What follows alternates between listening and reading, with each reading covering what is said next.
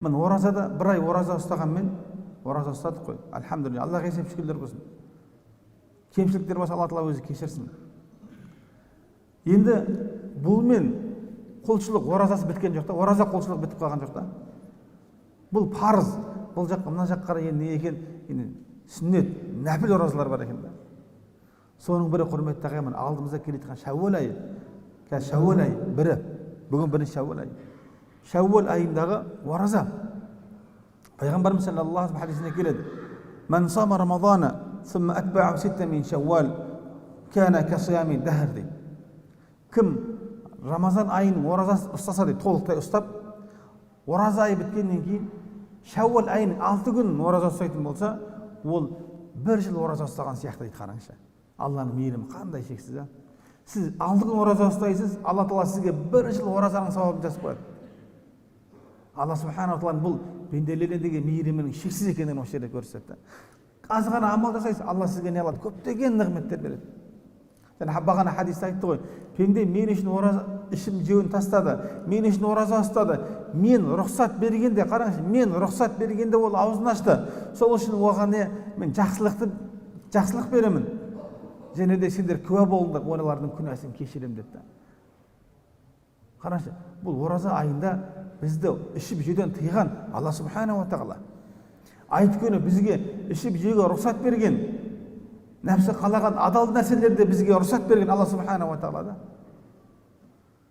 Сол үшін Алланың бізге мейірімі да. Сол үшін мынау Шәуәл айының оразасын ұстауға құрметті ағайын, біз тырысайық барынша. Енді бұны ұстаудың жолын айтып кететін болсақ, бүгін айт күні ғой. Айт күні бір күн. Бірақ қазақ халқы 3 күн тойлайды ғой. Оның ешқандай артықшылығы жоқ. Өйткені мереке. Арабтар 6 күн апталап тойлайды.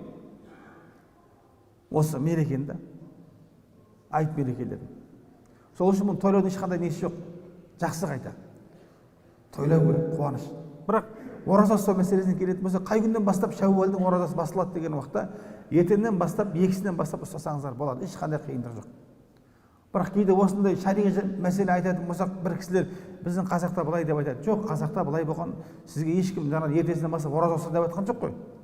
Бірақ жалпы ұстауға болады, қашан бір күн айттан кейін ертесінде ораза, Шәуәлдің оразасын ұстауыңызға болады. Ешқандай қиындық жоқ. Қалаңыз 6 күн тоқтаусыз үзбей ұстап тастаңыз. Егер қалайтын болсаңыз, аптасына 2 күннен ұстаңыз, дүйсенбі, бейсенбі бітірсеңіз болады. Арасын бөліп бітіруге де болады, үзбей тоқтаусыз ұстаса да 6 күн болады екен да. Енді екінші бір мәселе. Мына кейбір адамдарда Рамазанның қазасы болады ғой. Қайсысы абзал деген уақытта, егер мүмкіндік болса, қазасын өтеген абзал. Рамазанның. Өйткені ол мойныңызда қарыз. Өйткені сіз Шәуәл айының бір айдың ішінде 6 күн ұстап берсеңіз, жаңағы сауапқа кенелесіз. Ол бас жағында деген сөз жоқ. Ал анау қарызды сіз мойныңызда қарыз барынша ұстап беруге тырысыңыз.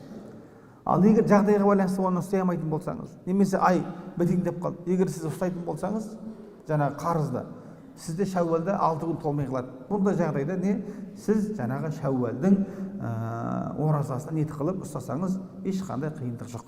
Өйткені Айша анамыз, Алла разы болсын, мен пайғамбарымыз саллаллаху алейхи ва саллям қызметінде болғандығым себепті дейді. Мен Рамазанның қазасын тек қана Шәбан айында ғана өтейтінмін дейді. Қараңыз, Шәбан айында. Сол үшін бұл Рамазанның қазасын барынша ерте өтуге тырысқан жөн. Алайда бұны келесі Рамазанға шейін өтесе бола береді иншалла. Бірақ абзалы қайсысы екен? Абзалы ерте ұстап тастаған абзаларға екен. Сол үшін Шәуәлдің жаңа айтқандай оразасы осы бір айдың ішінде ұсталса, ол жеткілікті иншалла.